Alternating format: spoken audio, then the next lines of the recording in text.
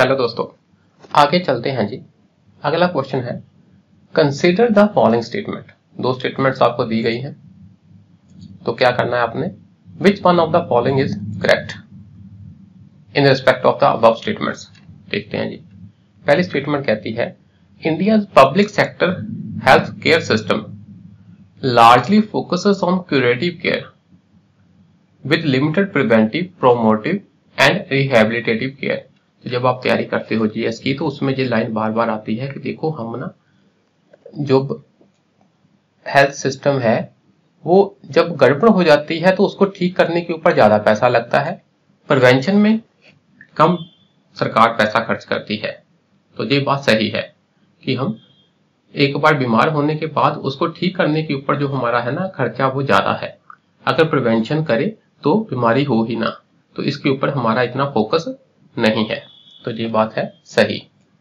अच्छा जी, under India से decentralised approach to health care delivery, decentralised, ठीक, the states are primarily responsible for organising health services. देखिए, जो सेंटर की स्कीमें होती हैं हेल्थ से संबंधित, आप पढ़ोगे उनको इंप्लीमेंट कौन करता है, स्टेट। तो उन ये बात सही है, मेनली स्टेट रिस्पॉन्सिबल होते हैं ऑर्गेनाइजिंग हेल्थ सर्विसेज के लिए। ठीक है जी, ये बात भी सही है। तो कौन सी स्टेटमेंट सही होगी, दोनों स्टेटमेंट सही होंगी। बोथ स्टेटमेंट्स आर करेक्ट, पर ये नहीं है कि ये दूसरे वाला इसका रीजन नहीं है। अपने आप में ये दोनों स्टेटमेंट सही हैं। ये बात सही है कि स्टेट ज्यादा करती है, रिस्पॉन्सिबल रहती है ऑर्गेनाइजिंग हेल्थ सर्विसेज के लिए, पर क्यूरेटिव केयर वाला का रीजन ये नहीं है। क्यूरेटिव केयर का आप समझ सकते हो कि उसका रीजन तो बेसिकली बजट होगा ना, बजट के स्ट्रक्चर में सरकार का फोकस है।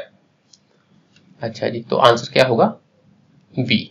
दोनों स्टेटमेंट सही हैं, पर दूसरे वाली पहले की करेक्ट एक्सप्लेनेशन नहीं है। अच्छा जी, 75 हो गया, 76 देखते हैं। Consider the following statements. इन स्टेटमेंट्स को देखो। According to the United Nations world water development report, अच्छा जी, वाटर के ऊपर report 2022, India extracts more than a quarter of the world's ground water withdrawal each year. अब आप कहोगे सर ये तो डाटा आ गया, तो इतना क्या हम याद कर पाए? नहीं, ये भी पॉइंट बार बार न्यूज में था कि हम क्या है, पूरे वर्ल्ड में नंबर 1 है ग्राउंड वाटर को यूज करने के मामले में, और पूरे वर्ल्ड का 1/4 से ज्यादा ही हम विड्रॉ करते हैं। तो जब ये रिपोर्ट आई थी, करंट अफेयर्स में थी, कोचिंग वालों ने भी अपने अपने करंट अफेयर्स में इसको दिया था, वैसे भी न्यूज़पेपर में ये इंपॉर्टेंट थी। तो उसमें ये बात थी कि इंडिया 1/4 से ज्यादा करता है वर्ल्ड के। तो ये स्टेटमेंट होगी सही। India needs to extract more than a quarter of the world's ground water each year to satisfy the drinking water and sanitation needs of almost 18% of world population living in its territory. ये नहीं, ये बात सही नहीं है। भी India को और ग्राउंड वाटर निकालना चाहिए अपनी वाटर नीड को पूरा करने के लिए, ठीक है ना, ये कुछ सही बात नहीं है। पानी की, ग्राउंड वाटर की तो पहले से बहुत दिक्कत है, तो हमको ग्राउंड वाटर के ऊपर इतना डिपेंडेंट नहीं रहना है। तो ये वाला स्टेटमेंट नहीं सही। तो करेक्ट आंसर क्या होगा जी, पहला सही है, दूसरा इनकरेक्ट है। नेक्स्ट क्वेश्चन है जी, कंसीडर द फॉलोइंग स्टेटमेंट्स। ये स्टेटमेंट्स देखो, वो कह रहे हैं, According to the Constitution of India, the central government has a duty to protect states from internal disturbances. Internal disturbance से प्रोटेक्शन के लिए सेंट्रल गवर्नमेंट की ड्यूटी है। थोड़ा सोचकर हम देख सकते हैं कि कैसे इंटरनल डिस्टर्बेंस को प्रिवेंट करने के लिए सेंट्रल गवर्नमेंट इमरजेंसी ले आती है। इसलिए ये स्टेटमेंट सही होगी। The Constitution of India exempts the states from providing legal counsel to a person being held for preventive detention. तो साधारण बात है कि हमको लगेगा कि नहीं यार, भी लीगल काउंसिल का तो अधिकार है। तो आप संविधान को अगर आपने डिटेल में पढ़ा है तो आप पाओगे लीगल काउंसिल का अधिकार है, पर कैटेगोरिकली वहां पर मेंशन है आर्टिकल 22 के अंदर। आगे सब क्लॉज पढ़ोगे तो वहां कैटेगोरिकली मेंशन है कि प्रिवेंटिव डिटेंशन वाले को लीगल एड का अधिकार नहीं है। तो ये स्टेटमेंट होगी सही। According to the prevention of terrorism act 2002, देखो आप ये कहोगे कि जहां पर स्टेट शब्द यूज किया है, कई कोचिंग वाले कह रहे हैं कि स्टेट शब्द यूज किया है तो इसलिए ये स्टेटमेंट गलत हो सकती है, पर जनरली स्टेट भी तो बना सकता है ना प्रिवेंटिव डिटेंशन के ऊपर एक्ट, स्टेट भी तो बनाती है। जैसे आपका कई स्टेट का तो नाम ही है मकोका, जैसे मकोका के ऊपर एम का मतलब क्या है, महाराष्ट्र, तो स्टेट भी कानून बना सकती है। और ये वाला स्टेटमेंट तो आई है, क्या प्रिवेंटिव डिटेंशन के ऊपर स्टेट कानून बना सकती है? यस, बना सकती है। तो आपने थोड़ा दिमाग लगाया, हाँ भी मकोका तो है, मकोका में एम का नाम महाराष्ट्र है, इसका मतलब महाराष्ट्र बना सकती है, तो मतलब स्टेट प्रिवेंटिव डिटेंशन के ऊपर कानून बना सकता है। ठीक, ये बात सही है। According to the prevention of terrorism act 2002, अच्छा जी, confession of the accused before the police can not be used as evidence. देखिए ये दोनों चीजें उल्टी कर दी। अगर तो आम केस की बात हो, तब लीगल काउंसिल का भी अधिकार है, ठीक है जी, और जो कन्फेशन कर दिया पुलिस के सामने उसको एविडेंस नहीं माना जाएगा। पर प्रिवेंटिव डिटेंशन में चीजें सख्त है, तो वहां पर काउंसिल का अधिकार भी नहीं है, ठीक है जी। और जहां पर लिखा है confession of the accused before the police can not be used as evidence, इस केस में एविडेंस के रूप में यूज किया जा सकता है, बशर्ते कि कन्फेशंस वाली कुछ कंडीशंस है वो पूरी हो। तो ये वाली है बात गलत। तो आंसर क्या होगा करेक्ट? 2 स्टेटमेंट्स।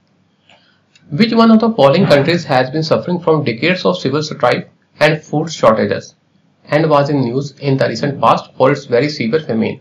मीन यहाँ पर क्या है, सिविल स्ट्राइक चल रहा है, गृह युद्ध वगैरह चल रहा है, फूड की बहुत किल्लत है और न्यूज में रह रहा है कंट्री पिछले मतलब काफी सालों से, कुछ सालों से, 10 साल में तो गड़बड़ है ही है, रिसेंट पास्ट में भी काफी न्यूज में रहा है। तो इसका करेक्ट आंसर है जी सोमालिया। तो जो क्वेश्चन आसान होते हैं उनका आंसर आखिर में दिया है, ठीक। तो थोड़ा तो आप भी जब थोड़ा देखोगे तो ये अंगोला, कोस्टा रिका, इक्वाडोर, तो ये तो ठीक ठाक कंट्रीज है, ठीक है ना।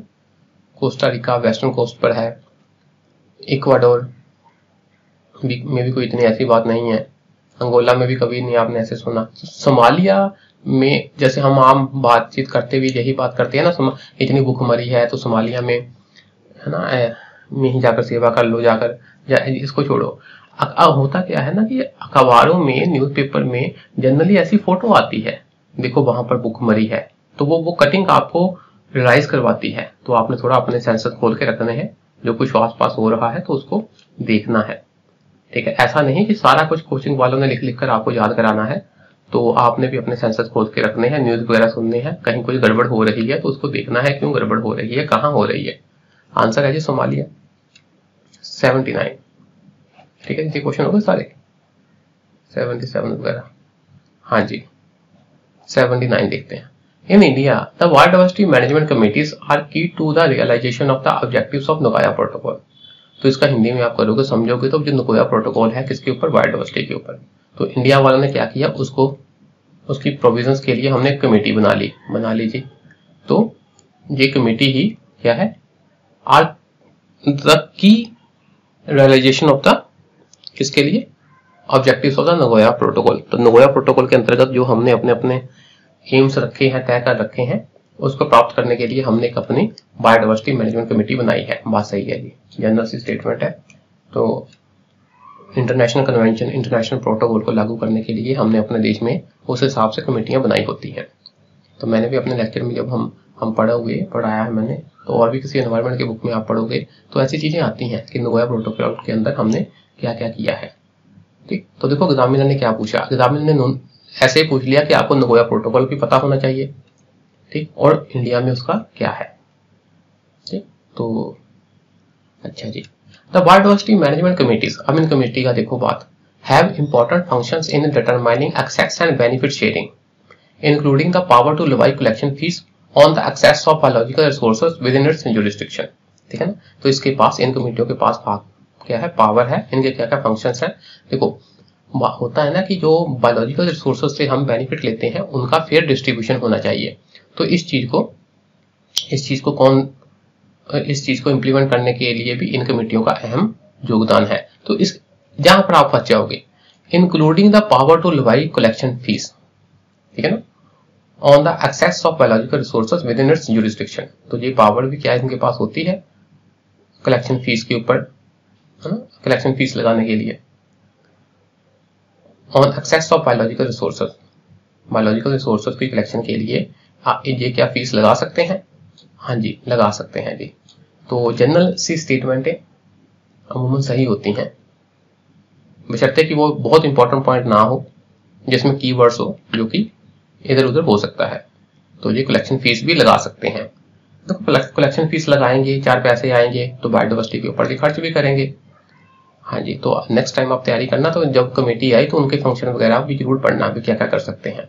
वैसे भी थोड़ा बाकी क्या है, सारे पॉइंट आप याद नहीं रख पाओगे, अंडरस्टैंडिंग से भी आप चलोगे। हाँ जी जी, काम ओके है।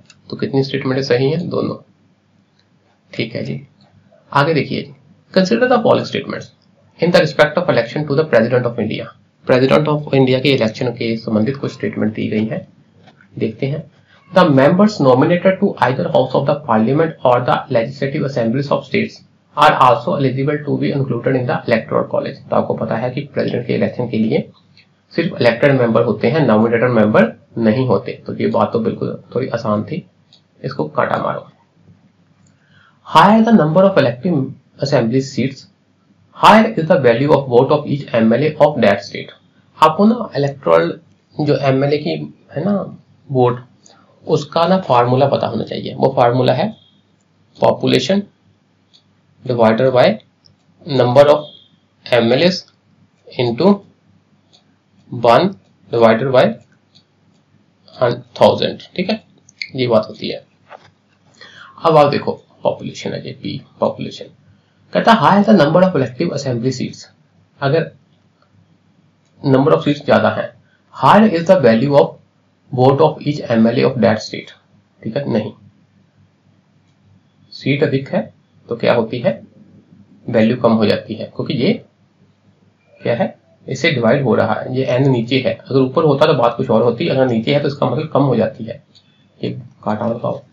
The value of vote of each MLA of Madhya Pradesh is greater than that of Kerala.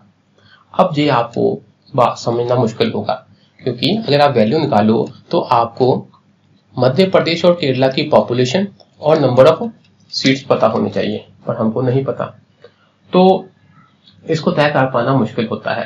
अमूमन आमतौर पर आपको पता है कि नंबर ऑफ सीट और पॉपुलेशन की पैरिटी होती है। तो अगर पॉपुलेशन अधिक है तो उस हिसाब से वहां पर MLA की सीट भी अधिक होगी। तो जब इनको डिवाइड करोगे तो ऊपर से 1/100 से मल्टीप्लाई करोगे, 1000 से डिवाइड कर दोगे तो ऑलमोस्ट बराबर सी बात आएगी। तो वैसे भी हम इसको डिटरमाइन नहीं कर सकते, तो ऐसी स्टेटमेंटें भी गलत होती हैं जी। ठीक है ना, क्योंकि वैल्यू की ना MLA की वोट की वैल्यू की पैरिटी होती है, जनरली बराबर सी वैल्यू होती है। अच्छा, फिर आप कहोगे सर उस हिसाब से जी स्टेटमेंट भी सही होनी चाहिए। देखते हैं इसको। The value of vote of each MLA of Puducherry is higher than that of Arunachal Pradesh because the ratio of total population to total number of elective seats in Puducherry is greater as compare to Arunachal Pradesh. ठीक है ना, ये statement गलत है, सही है। अब आप कहोगे सर ये कैसे सही हो सकती है अगर हमने ये वाली गलत की है। होता क्या है कि जब आप पॉलिटी पढ़ोगे या वैसे भी कुछ पढ़ोगे, तो जब आपके सामने चार्ट आएंगे, नंबर ऑफ MLA के चार्ट आएंगे, नंबर ऑफ उसकी पॉपुलेशन का चार्ट आएगा, तो तब आपने एक्सट्रीम केसेस को जरूर माइंड में रखना है। पॉपुलेशन सबसे अधिक किसकी है, नंबर ऑफ सीट सबसे अधिक किसके हैं, नंबर ऑफ सीट सबसे कम किसकी है। तो एक्सट्रीम केसेस आपको पता होने चाहिए। तो आप पाओगे कि देखो जो पुडुचेरी है ना, उसकी पॉपुलेशन भी कम है, अरुणाचल की पॉपुलेशन भी कम है। ठीक है ना, अच्छा जी, मतलब चलो दोनों की ठीक ठाक है। अरुणाचल की पॉपुलेशन क्या है, पॉपुलेशन वाइज आपको पता है कि दूसरे नंबर पर आ जाता है अरुणाचल, सिक्किम के बाद एक बार। तो अरुणाचल की पॉपुलेशन इतनी नहीं है, जहां पर भी क्या है अरुणाचल पीछे पड़ गया। अब जहां पर देखो नंबर ऑफ सीट्स की बात करें तो number of seats almost Puducherry में है 60 और अरुणाचल में है ज्यादा, मतलब इससे ज्यादा ही है, पुडुचेरी से काफी ज्यादा है। तो थोड़ा सा आप माइंड लगाओगे तो हम पाएंगे कि पुडुचेरी में क्या है, पुडुचेरी में पॉपुलेशन भी अधिक है और ऊपर से नंबर ऑफ सीट्स कम है। देखो ना, पुडुचेरी तो यूटी भी तो है ना, पॉपुलेशन अधिक है, नंबर ऑफ सीट्स कम है, तो उस हिसाब से उसकी वैल्यू बढ़ जाएगी। पुडुचेरी के मेंबरों की वोट की वैल्यू ज्यादा है अरुणाचल से। अरुणाचल में पुडुचेरी की कंपेरिजन पॉपुलेशन भी कम है और सीटें भी ज्यादा हैं, तो ये वाला पॉइंट सही हो जाएगा। अगर आपको नहीं पता तो आपने टिक नहीं करना, अगर पता है तो ही इसको टिक करना है।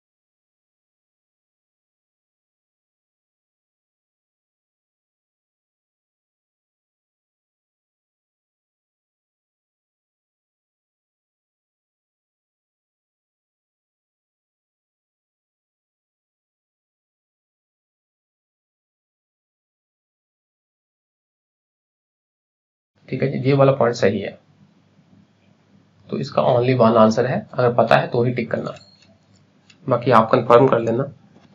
आगे चलते हैं जी। With reference to the Indian history के कॉन्टेक्स्ट में Alexander Rea, A.H. Longhursts, Robert Sewell, ये कुछ नाम है, तो ये किससे संबंधित है? ये आर्कियोलॉजिकल एक्सकावेशन से संबंधित है। होता क्या है ना कि करंट अफेयर्स में कोई न्यूज आई, उस न्यूज में लिखा है कि देखो जी वहां पर एक्सकावेशन हुई तमिलनाडु में, वहां पर हुई तो ये पाया गया, तो फिर तभी ना थोड़ी हिस्ट्री भी आ जाती है कि पहले एक्सकावेशन इसने की थी, इसने ये पाया था, तो उस हिसाब से ना ये करंट अफेयर्स से संबंधित है जी। ये नाम क्या है? एक्सकावेशन से संबंधित है, तो टोटका वही है।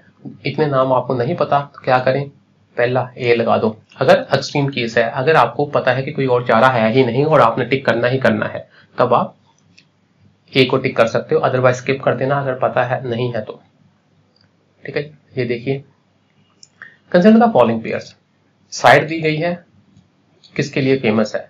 वैश्यनगर, भाजा, सिथाम वसल, तो ये मेरे बस के बाहर था। अगर मैं एग्जामिनेशन में हाल में बैठा होता तो मैं तुक्का नहीं लगाता इसमें, तो इसको मैं कर देता स्किप। ठीक है जी, बाकी आप गूगल से सर्च कर सकते हो। ये वाला पॉइंट तो सही है, ठीक, ये भी पॉइंट सही है, पर ये वाला पॉइंट सही नहीं है। ठीक, तो इसको आपने जरूर पढ़ लेना है तीनों को, ठीक, क्योंकि इस पर पूछा गया है। नहीं आता कोई बात नहीं, डिट्टो नेक्स्ट साल भी आ सकता है, इसी से संबंधित नेक्स्ट ईयर भी आ सकते हैं, तो आपने जरूर पढ़ना है अब। ठीक है जी, ठीक है ना। भाजा बुद्धिस्ट है, ठीक है, वैश्यनगर भी बुद्धिस्ट है, इसको आपने पढ़ लेना। ये वाली साइट किसके साथ संबंधित है, कहाँ है? महाराष्ट्र में है, गुजरात में है, जब अपना राजस्थान में है, कहाँ है?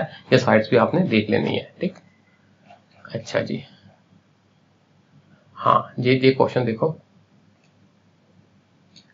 स्टेटमेंट दी गई है जी। पहली स्टेटमेंट कहती है 7 अगस्त is declared as the national handloom day.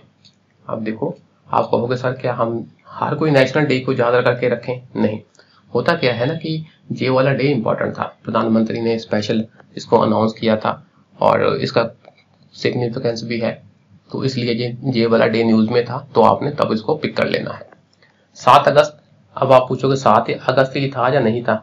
Yes, 7 अगस्त ही था, क्योंकि अगस्त में ये मूवमेंट शुरू हुई थी, अगस्त से संबंधित है, तो 7 अगस्त ही था। इसमें क्या था ना, it was in 1905 that the swadeshi movement was launched on the same day. 1905 में इसी के दिन स्वदेशी मूवमेंट लॉन्च हुई थी। आपको पता है जब बंगाल की पार्टीशन हुई थी तब ये अगर अखबार में है, न्यूज में है, तो 7 अगस्त दिया है, तो आपको पता होना चाहिए, क्योंकि देखो 7 अगस्त हो गया, फिर आपका 6 अगस्त भी है, आपका वही दांडी मार्च वाला दिन, तो कुछ दिन होते हैं, तो आपको ये दिमाग में फिट बैठ जाएगा। ठीक, जैसे 5 जून हो गया एनवायरमेंट डे। चलो जी, पहला सही है, दूसरा उसका करेक्ट एक्सप्लेनेशन है। करेक्ट आंसर क्या है? पहला है। ठीक, हैंडलूम क्यों? क्योंकि तब हमने ये नारा दिया था कि हाँ भी हमने स्वदेशी चीजों पहननी है, विदेशी चीजों का बहिष्कार करना है। ये बात हुई। अच्छा जी, consider the following statement in respect of the national flag of India according to the flag code of India 2002। अच्छा जी, झंडे के वो ऊपर बात आ गई सीधी, फैक्चुअल क्वेश्चन है जी। One of the standard size of the national flag of India is this. The ratio of the length to height or width of the flag shall be 3:2. मैं होता तो इसको मैं स्किप कर देता, क्योंकि डाटा थोड़ा बहुत आगे पीछे हुआ तो गड़बड़ होगी। तो ये 400 है, 400 एक्शन में ये सही नहीं है, ठीक है ना, तो ये वाला डाटा सही नहीं है। रेशियो 3:2 ही है, और जे वाला डाटा सही नहीं है, तो उसका आंसर देख लेना। मेरे हिसाब से होना चाहिए पहला इनकरेक्ट, दूसरा करेक्ट है। ठीक, बाकी कुछ होगा तो कमेंट में लिखना आप, मैं होता तो स्किप कर देता। अच्छा जी, आगे देखिए, consider the following statements in respect of Constitution Day. संविधान दिवस के संदर्भ में स्टेटमेंट है। Statement 1, the Constitution Day is celebrated on 26 November every year to promote constitutional values among citizens. ये आपको पता है 26 नवंबर को क्या होता है, कॉन्स्टिट्यूशन डे। दूसरी स्टेटमेंट है 26 नवंबर 1949 को the constituent assembly of India set up A drafting committee. Set up drafting committee, आपको पता है कि 26 नवंबर को क्या था, कंप्लीट हुआ था 1949 को, तो ये इस कमेटी का निर्माण इससे 2 साल पहले हुआ था, लगभग 2-3 साल पहले हुआ था, दिसंबर 1946 में। ठीक, तो 3 साल पहले। तो इस दिन को जो सेटअप नहीं हुई थी, इस दिन को संविधान बन चुका था, तो ये भी क्या हो गया, गलत। तो हाँ, करेक्ट क्या है, पहला सही है, दूसरा गलत। पहला सही, दूसरा गलत। ठीक है जी, आगे देखो स्टेटमेंट दी है। स्टेटमेंट 1 कहती है Switzerland is one of the leading exporters of gold in terms of value. देखिए, जहां स्विट्जरलैंड के बारे में ये कहा है कि वन ऑफ द लीडिंग, जो लीडिंग है उनमें से एक, तो ये संभावित बात हो गई इन टर्म्स ऑफ वैल्यू। ठीक है जी, ये स्टेटमेंट सही है। अगर लिखा होता Switzerland is the leading exporter, फिर आप इसको गलत कर देते। अगर वन ऑफ द लीडिंग लिखा है तो संभावित हो जाता है बात। अच्छा जी, Switzerland has the second largest gold reserves in the world. Second largest, अब फर्स्ट है, सेकंड है, थर्ड है, हमको नहीं पता, पर असलियत ये है कि फर्स्ट है यूएसए, सेकंड है जर्मनी। इतनी डाटा हमको याद नहीं रह पाएगा, तो एग्जैक्ट है नहीं है हमको नहीं पता, तो उसको मारो कांटा। ठीक, तो पहली स्टेटमेंट गलत है। करेक्ट ढूंढना है तो क्या कहेंगे, पहली करेक्ट है और दूसरी इनकरेक्ट। अच्छा जी,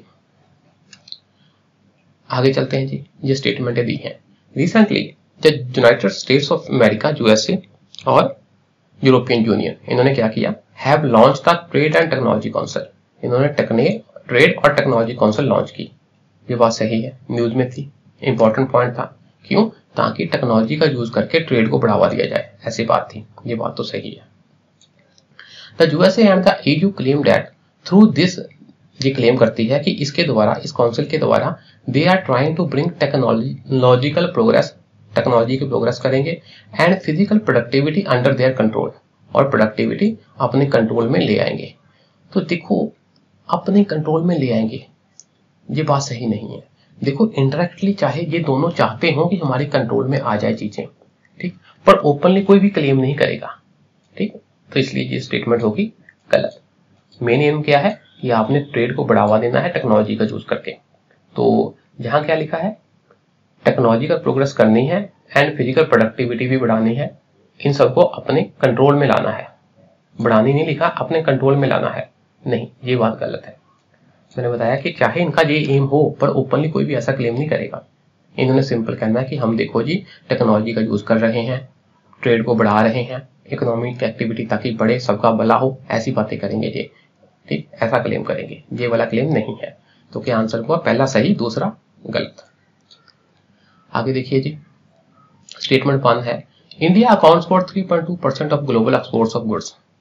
नहीं, अभी हमारे एक्सपोर्ट्स की बात हो रही है, तो हम कह रहे हैं कि हम ना आने वाले कुछ सालों में 10% तक ले आएंगे एक्सपोर्ट को, और 2025 तक 3% तक ले आएंगे। अगर ये डाटा आपको पता है, और अब क्या है 23 चल रहा है, इसका मतलब अगले 1-2 सालों में ये डाटा इंपॉर्टेंट है कि 2025 तक हम अपना एक्सपोर्ट कितना ले आएंगे, वर्ल्ड का कितना परसेंट होना चाहिए हमारा एक्सपोर्ट, 3%। इसका मतलब अब क्या है, कम है, अब हमारा 2.1% के करीब है, 2% के करीब है। तो ये डाटा था कि आने वाले समय में कम 2025 तक हम 3% ले आएंगे, और अगले 50-60 सालों में ऐसा कुछ डाटा था तब हम 10% तक ले जाएंगे। तो ये आपको पता हो तो आप कह दोगे नहीं जी ये क्या है, गलत डाटा दिया है। स्टेटमेंट 2, तो डाटा अमूमन गलती ही हो रहे हैं। Many local companies and some foreign companies operating in India. Local कंपनियां, फॉरेन कंपनियां जो इंडिया में ऑपरेट हो रही हैं, ठीक है जी, have taken advantage of India's production linked incentive scheme. तो हमने प्रोडक्शन लिंक्ड इंसेंटिव स्कीम लेकर आए थे कि जैसे जैसे आप प्रोडक्शन करोगे उस हिसाब से आपको इंसेंटिव मिलेगा। तो उसमें हमने ये कहा था कि हाँ भाई, अपनी लोकल कंपनियों के साथ साथ जो फॉरेन कंपनियां हैं जो इंडिया में ऑपरेट हो रही हैं, आप यहाँ कंफ्यूज हो सकते हो क्या फॉरेन कंपनियों के ऊपर ये रूल अप्लाई होता है, तो आपने तो ये बात थी कि वो कंपनियां जो इंडिया में ऑपरेट हो रही हैं उनका फायदा तो हमको ही होगा ना, जहां पर एम्प्लॉयमेंट जनरेशन होगी तो उनको क्या है, ठीक है ना, उनको भी क्या है एडवांटेज मिलेगी प्रोडक्शन लिंक्ड इंसेंटिव स्कीम की, ठीक। तो इनको मिली है, have taken advantage of India's production linked incentive scheme की एडवांटेज मिली है, ये बात सही है, ठीक है। पहली गलत, दूसरी सही, करेक्ट स्टेटमेंट ढूंढनी है, पहली गलत और दूसरी सही, ये बात हो गई, ठीक है जी। तो आज के लिए इतना ही रहने देते हैं, बाकी नेक्स्ट क्लास में करेंगे जी। शुक्रिया जी, नमस्कार।